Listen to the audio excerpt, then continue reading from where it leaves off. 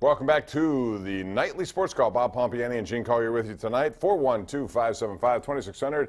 Let's get right to it, beginning with Sammy in Greenfield. Hey, Sammy, how you doing tonight?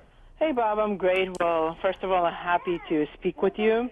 You too. And I'm very happy that the Penguins respect the office of the presidency and will visit the Great White House tomorrow at 3 p.m.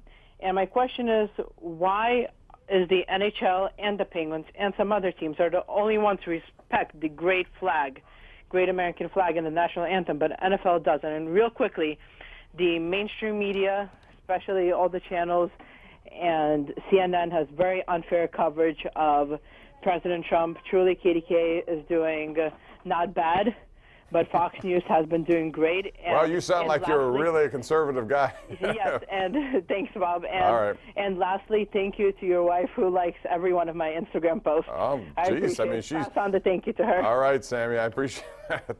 Wow, we went deep there. All right, let's talk about the Penguins trip. Number one, it is a trip that carries on tradition. I don't understand why more teams don't do it. It doesn't matter who's in office. They went last year when it was Obama. Who was in 2009? Was it Obama also? I think it was the end of the Bush, but it was Obama who was there. I'm not sure what happened. But this doesn't matter. This is not a political thing, and I think the Penguins are right to do it. It is the last, probably celebratory part of winning a championship. You go to the White House, it's a tradition. There are no politics. People who want to make it into a political view are doing it because they want to create a controversy. Gene, do you agree or not? I agree. You do. So it's fine, right? I mean, what's fine? I think people. It's fine if you want to go. It's fine if you don't want to go. I agree with that. You know, it doesn't matter to me one way or the other personally, but if they want to go, they shouldn't be criticized for it, and I think people get carried away because of that. All right, let's go out to Debbie in the West End. Hey, Debbie, how you doing? Hey, Bob, how are you? Good. How are you? I'm doing great. I got a question for you, Gene. Sure. Why didn't they take Ben out when he was messing up in the first quarter?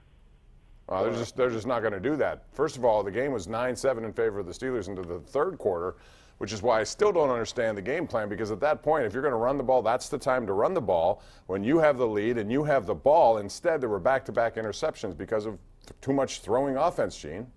Debbie, go back and look up how often Ben Roethlisberger throws more than 40 times. In almost all of those games, the Steelers lose. Because that...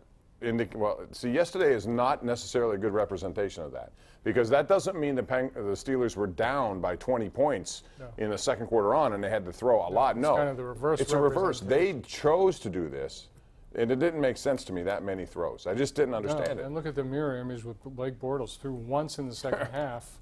What did he throw for? 100 yards? Didn't matter. Yeah, he was irrelevant, and I thought going in, like most quarterbacks who struggled, the Steelers would try to make him beat them, and it went the opposite way because they couldn't stop the run. All right, we're going out to Harry and Elizabeth. Hey, Harry, how you doing? Hey, how you doing? What's up? Yeah, they, like the national news, like ESPN and them said, there's controversy in that locker room, for one thing. And why don't they let Ben call his own plays instead of Todd Haley? Because I think Ben... he's out there. He knows the feel for the game.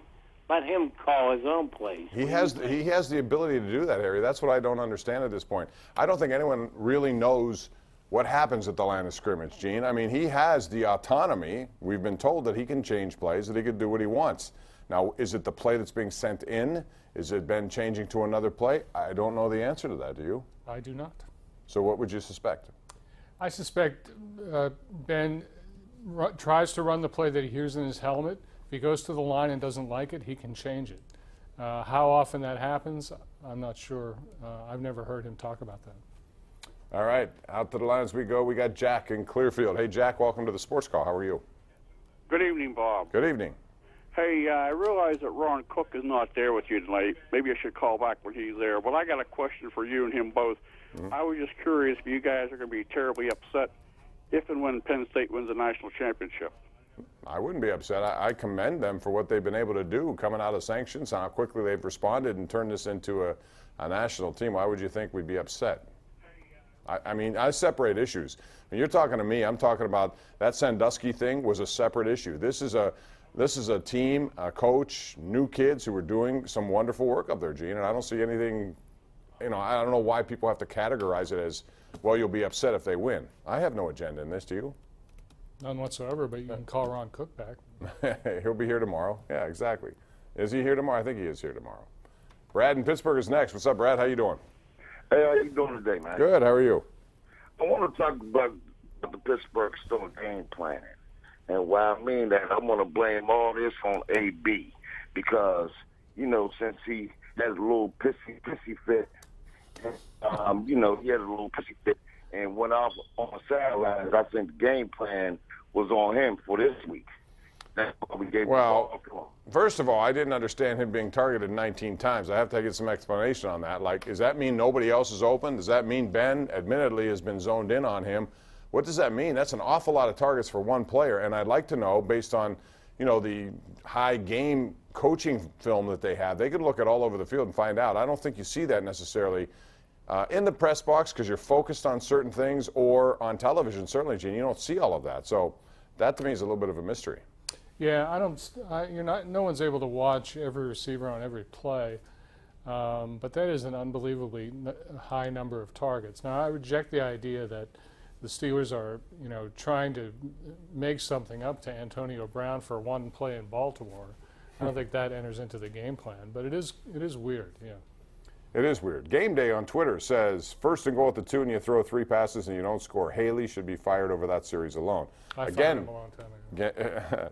My thing with that is I don't know if Ben's checking off. I don't know what the deal is on those plays, but the red zone has been an unbelievably bad issue for a team as loaded as they are, right? Especially for somebody who's worked so hard on it. They work really hard on it. They do. They do a lot of specialized play for that, and it doesn't seem to result in anything. Well, there's another team out there, too. There is.